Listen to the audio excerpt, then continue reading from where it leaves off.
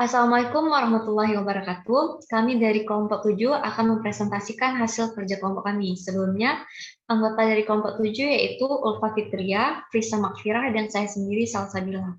Nah, saya akan menjelaskan mengenai modul 1 yakni pelayanan resep.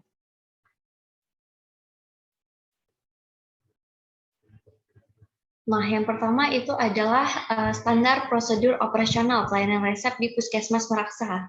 Itu dapat dilihat pada slide. Selanjutnya, pelayanan resep di Puskesmas Meraksa, alurnya itu dapat dilihat juga pada slide. Nah, selanjutnya pelayanan resep. Nah, resep pertama itu ada risperidon 2 mg dan THF 2 mg. Nah, untuk penerimaan resep, resep diterima melalui pasien dengan menempatkan resep pada keranjang apotek, kemudian praktikan mengecek ketersediaan obat yang diresepkan pada pasien. Kemudian untuk screening resep, pada kelengkapan administratif itu yang tidak tertera pada resep yaitu berat badan dan tinggi badan pasien, kemudian SIP dan alamat dokter, dan juga nomor telepon. Nah, kemudian kajian farmaseutik. Bentuk sediaannya itu adalah tablet, yang mana kekuatan sediaan dari risperidon dan THF ini adalah 2 mg. Kemudian untuk kajian klinisnya, semua obat yang tertera di resep itu telah tepat indikasi dan tepat dosis, dan juga tidak adanya duplikasi dan interaksi obat.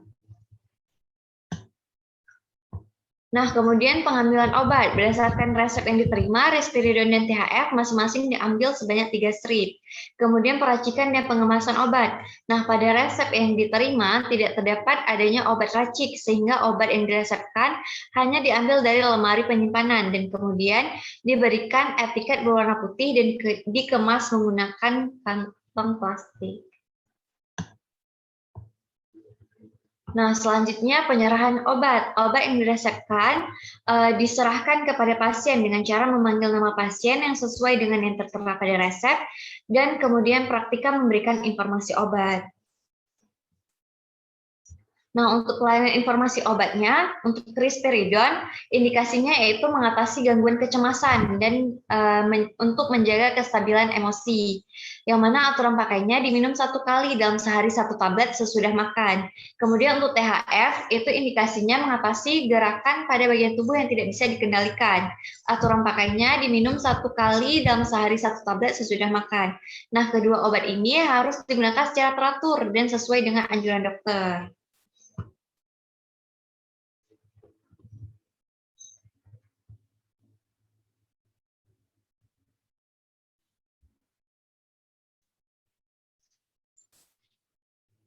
Nah, berikut merupakan lampiran untuk modul 1. Nah, selanjutnya saya juga akan menjelaskan mengenai modul 4, yakni asuhan kefarmasian di puskesmas.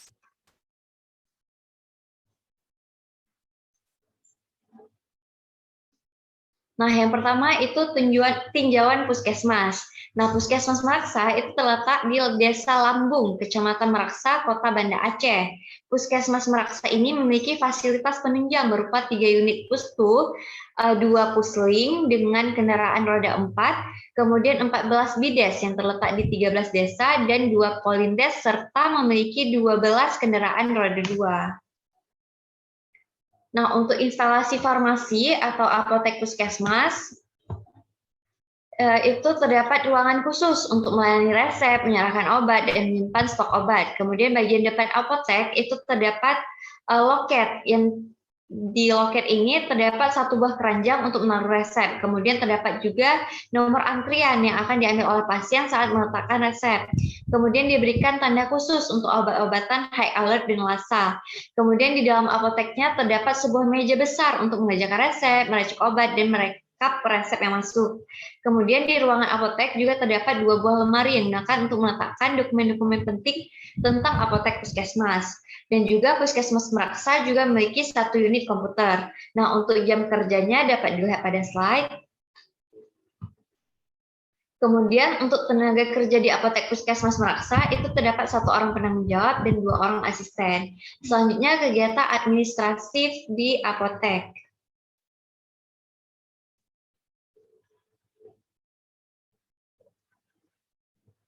Untuk perencanaan dan pengadaan, obat di puskesmas itu dilakukan dengan melakukan pemilihan obat oleh Dinas Kesehatan yang didasarkan atas daftar obat esensial nasional. Puskesmas membuat LP-LPO yang ditujukan untuk Dinas Kesehatan Kota Banda Aceh. Kemudian puskesmas juga melakukan permintaan obat dan bahan medis habis pakai dengan membuat LP-LPO. Jadi laporan ini dibuat setiap bulan oleh petugas farmasi berdasarkan pemakaian pada bulan sebelumnya yang telah disetujui oleh Kepala Puskesmas dan ditujukan kepada gudang farmasi Dinas Kesehatan Kota Banda Aceh. Nah, permintaan obat pada gudang farmasi juga dilakukan setiap tahunnya ditambah 6 bulan masa tunggu dengan membuat rencana kebutuhan obat atau RKO berdasarkan LP-LPO. Nah, kemudian penerimaan dan penyimpanan obat. Petugas penerima obat itu wajib melakukan pemeriksaan terhadap obat-obatan yang diserahkan, mencakup jumlah kemasan, jenis, dan jumlah obat sesuai dengan isi dokumen LP-LPO, dan ditandatangani oleh petugas penerima atau diketahui kepala puskesmas. Nah, untuk penyimpanan pada puskesmas Meraksa itu diletakkan pada rak lemari dan lemari pendingin. Di bagian ruang belakang itu terdapat rak tempat penyimpanan obat-obat tablet, kapsul, dan bahan medis habis pakai di bagian atas rak. Nah, terdapat juga lemari tempat penyimpanan obat-obat sirup yang menggunakan botol kaca dan juga cairan seperti NaCl dan Ringer laktat yang disimpan dalam lemari terpisah dari obat-obat padat. Kemudian, untuk pencatatan dan pelaporan, tenaga kerja di apotek puskesmas ini melakukan pencatatan pada kartu stok, dan mereka melakukan perhitungan jumlah fisik obat setiap sebulan sekali atau setiap pengambilan obat pada gudang obat. Sedangkan untuk obat narkotika dan psikotropika itu dicatat stok obat pada kartu stok setiap permintaan obat pada resep. Nah, kemudian kegiatan pelayanan di puskesmas. Kegiatan pelayanan yang dilakukan di Puskesmas Meraksa itu terdiri dari konseling dan juga pelayanan informasi obat. Namun, untuk konseling itu tidak sering dilakukan karena keterbatasan waktu. Kemudian petugas di apotek Puskesmas Meraksa melakukan pelayanan informasi obat kepada semua pasien yang menerima obat, tetapi karena keterbatasan waktu, PIO yang diberikan itu terkadang tidak maksimal, hanya informasi penting saja yang disampaikan seperti indikasi, aturan pakai, dan cara penggunaan obat. Nah, berikut merupakan lampiran untuk modul 4. Selanjutnya akan dilanjutkan oleh teman saya.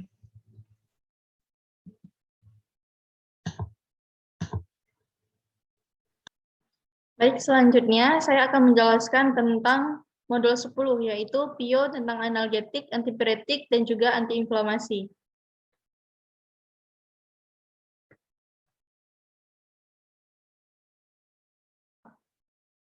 Nah, berikut ini merupakan resep yang diterima untuk obat analgetik, yaitu amoksisilin dan juga asamefenamat.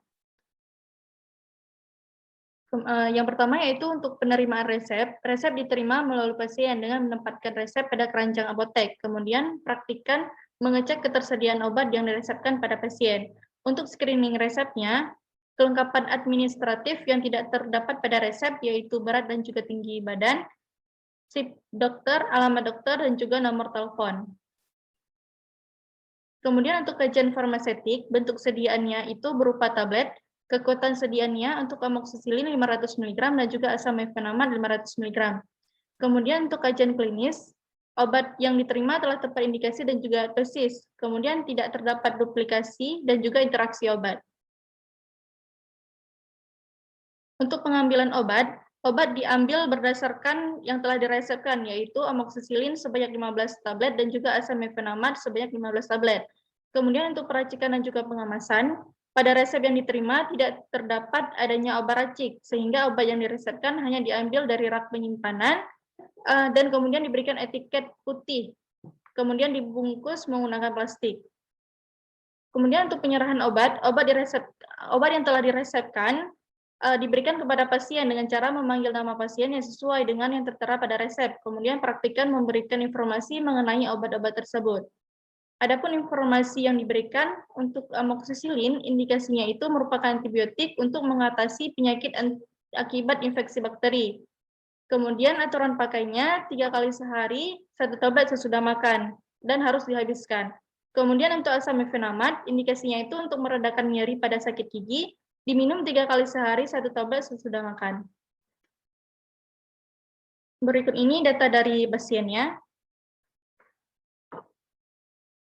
Kemudian untuk problem medik sakit gigi pasien diberikan terapi amoksisilin dan juga asam mefenamat. Untuk obat ini telah tepat pasien, tepat obat, tepat indikasi, tepat dosis, tepat aturan pakai, dan juga tidak adanya interaksi obat.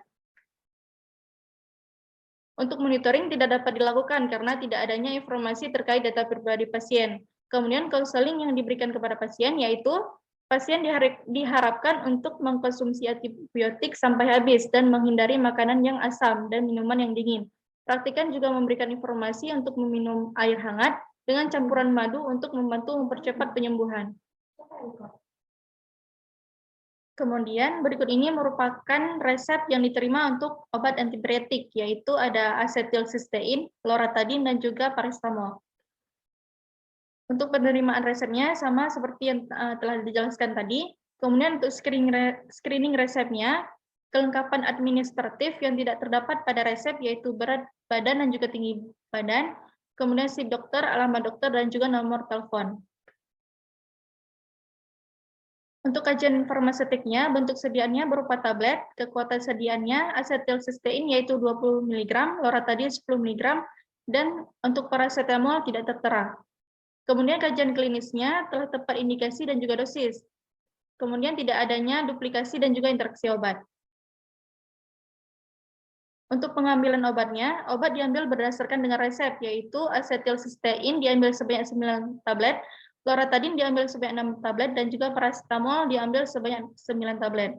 Untuk peracikan dan juga pengemasan, pada resep yang diterima tidak terdapat adanya obat racik, sehingga obat yang diresepkan hanya diambil dari rak penyimpanan, kemudian diberikan etiket berwarna putih, kemudian dikemas dengan menggunakan plastik. Selanjutnya untuk penyerahan obat, obat diserahkan kepada pasien dengan cara memanggil nama pasien sesuai dengan yang tertera pada resep. Kemudian praktikan memberikan informasi mengenai obat yang diterima. Adapun informasi yang diberikan untuk asetilsistein itu untuk meredakan batuk berdahak, diminum 3 kali sehari 1 tablet sesudah makan. Kemudian loratadin untuk meredakan gejala flu, diminum 2 kali sehari 1 tablet setelah pada pagi dan juga malam hari. Kemudian untuk paracetamol untuk meredakan demam, diminum 3 kali sehari 1 tablet setelah makan. Berikut merupakan data pasien. Untuk problem medik batuk berdahak pasien diberikan asetilsistein, kemudian flu diberikan loratadin, dan juga demam diberikan paracetamol. Untuk obat-obat ini telah tepat pasien, tepat dosis, tepat indikasi, tepat aturan pakai, dan juga tidak adanya interaksi obat. Untuk monitoring tidak dapat dilakukan karena tidak adanya informasi terkait data pribadi pasien.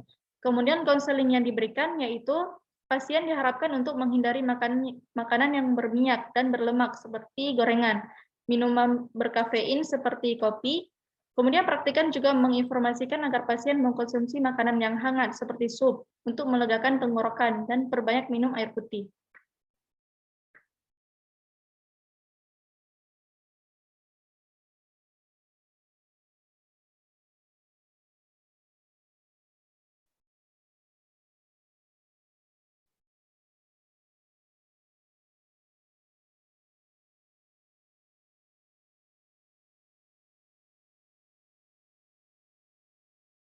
Kemudian ini merupakan resep yang diterima untuk obat antiinflamasi, yaitu amoksisilin dan juga dexamethasone. Untuk penerimaannya, sama seperti yang telah dijelaskan sebelumnya. Kemudian untuk screening resep, kelengkapan administratif yang tidak terdapat pada resep, yaitu berat badan dan juga tinggi badan, SIP dokter, alamat dokter, dan juga nomor telepon. Untuk kajian farmaseutik, bentuk sediaannya berupa tablet, kekuatan sediaan untuk amoksisilin yaitu 500 mg dan dexamethasone 0,5 mg. Kemudian kajian klinisnya telah tepat indikasi dan juga dosis. Kemudian tidak terdapat duplikasi dan juga interaksi obat. Untuk pengambilan obat, obat diambil berdasarkan dengan resep, yaitu amoksisilin diambil sebanyak 15 tablet dan juga dexamethasone diambil sebanyak 6 tablet. Untuk peracikan dan juga pengemasan, pada resep yang diterima tidak terdapat adanya obat racik, sehingga obat yang diresepkan hanya diambil dari rak penyimpanan, dan kemudian diberikan etiket berwarna putih, kemudian dikemas menggunakan plastik. Untuk penyerahan obat, obat yang telah diresepkan diserahkan kepada pasien dengan cara memanggil nama pasien yang sesuai dengan yang tertera pada resep, kemudian praktikan menjelaskan atau memberikan informasi mengenai obat-obat yang diresepkan tersebut. Adapun informasi yang diberikan kepada pasien untuk amoksisilin ini yaitu indikasinya untuk antibiotik untuk mengatasi penyakit akibat infeksi bakteri. Diminumnya 3 kali sehari, 1 tablet sesudah makan dan harus dihabiskan. Kemudian untuk dexamethasone untuk meredakan radang. Dipakainya 2 kali sehari, 1 tablet sesudah makan. Berikut ini merupakan data dari pasien. Kemudian untuk problem medik radang tenggorokan pasien, diberikan terapi amoksisilin dan juga dexamethasone. Obat ini telah tepat pasien, tepat obat, tepat indikasi, tepat dosis, tepat aturan pakai, dan tidak adanya interaksi obat. Untuk monitoring tidak dapat dilakukan karena tidak adanya informasi terkait data pribadi pasien. Kemudian konseling yang diberikan kepada pasien yaitu pasien diharapkan untuk mengkonsumsi antibiotik sampai habis dan menghindari makanan yang pedas dan minuman yang dingin. Praktikan juga memberikan informasi untuk meminum air hangat dengan campuran madu untuk membantu mempercepat penyembuhan.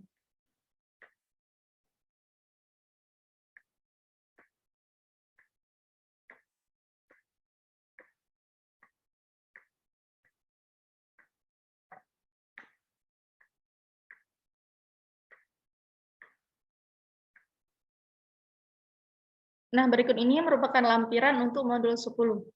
Selanjutnya akan dijelaskan oleh teman saya. Selanjutnya, saya Frisa Makfira akan menjelaskan tentang modul 11, yaitu PIO obat anti hipertensi.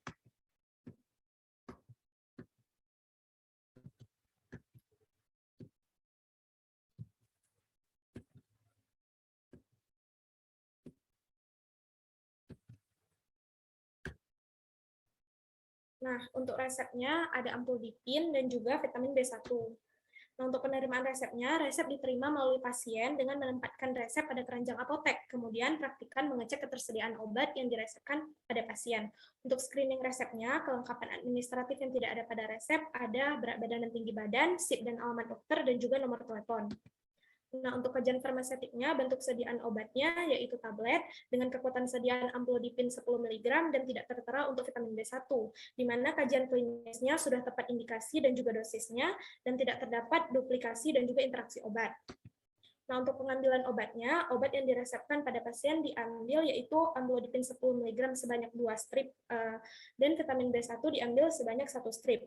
Nah, untuk peracikan dan pengemasan, pada resep yang diterima tidak terdapat obat racik, sehingga obat yang diresepkan hanya diambil dari rak penyimpanan dan kemudian diberikan etiket berwarna putih, kemudian dikemas dengan menggunakan plastik bening. Nah, selanjutnya untuk penyerahan obat yang diresepkan diserahkan kepada pasien dengan cara memanggil nama pasien yang sesuai dan tertera pada resep. Kemudian diberikan informasi kepada pasien. Nah, informasi yang diberikan yaitu amlodipin dengan indikasi menurunkan tekanan darah dengan aturan pakainya diminum 1 kali sehari 1 tablet pada malam hari sesudah makan. Untuk vitamin B1, indikasinya untuk membantu memenuhi kebutuhan vitamin B di dalam tubuh dengan aturan pakainya diminum 1 kali sehari 1 tablet pada pagi hari setelah makan. Nah, kemudian berikut merupakan data pasien. Nah, untuk problem medik hipertensi diberikan terapi amlodipin, di mana amlodipin ini telah tepat pasien, tepat obat, tepat indikasi, tepat dosis, tepat aturan pakai, dan tidak adanya interaksi obat.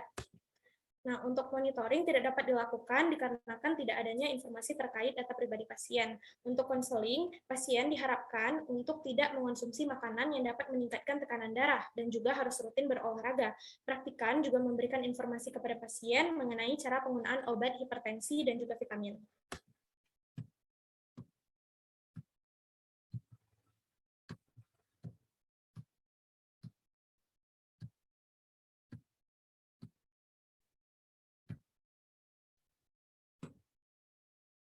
Nah, berikut merupakan lampiran untuk modul PIO anti hipertensi. Nah, selanjutnya saya akan menjelaskan tentang modul 12, yaitu PIO, obat anti diabetik oral.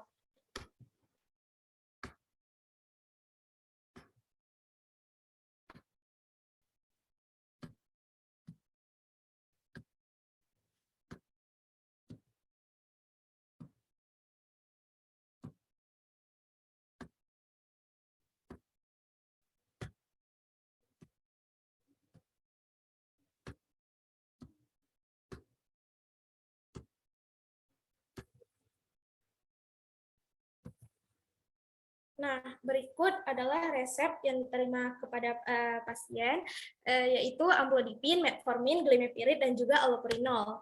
Nah, pada penerimaan resep diterima melalui pasien dengan menempatkan resep pada keranjang apotek, kemudian praktikan mengecek ketersediaan obat yang diresepkan pada pasien. Untuk screening resepnya, pada kelengkapan administratif, yang tidak ada pada resep adalah berat badan dan tinggi badan, SIP dan alamat dokter, dan juga nomor telepon. Nah, untuk kajian farmasetiknya, bentuk sediaan obatnya itu tablet dengan kekuatan sediaan amlodipin 10 mg, metformin 500 mg, glimepiride 2 mg, dan juga allopurinol 100 mg. Untuk kajian klinisnya, tidak semua obat sudah tepat indikasi dan juga dosisnya, dan tidak ada duplikasi dan juga interaksi obat. Nah, untuk pengambilan obatnya, obat yang diresepkan untuk pasien diambil pada rak penyimpanan di apotek.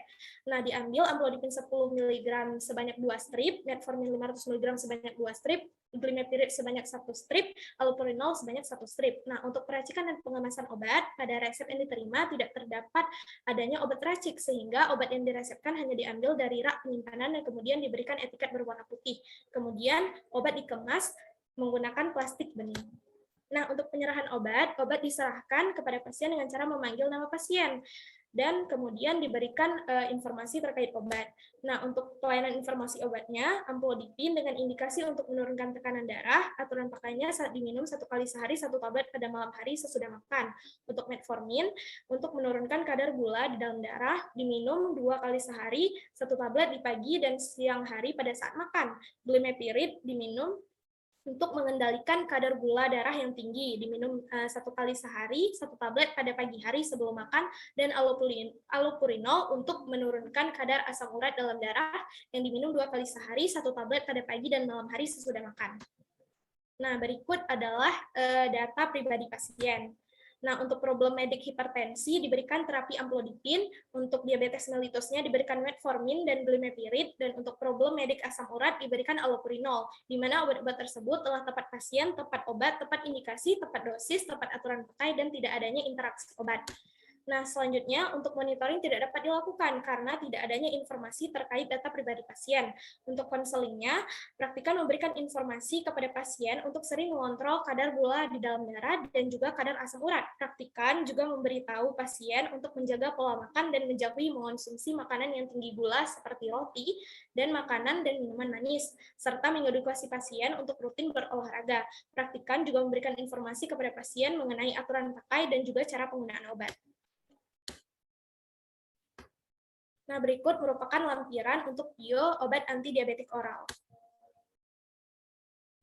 Nah, terima kasih. Sekian dari kelompok kami. Lebih dan kurang kami mohon maaf. Wassalamualaikum warahmatullahi wabarakatuh.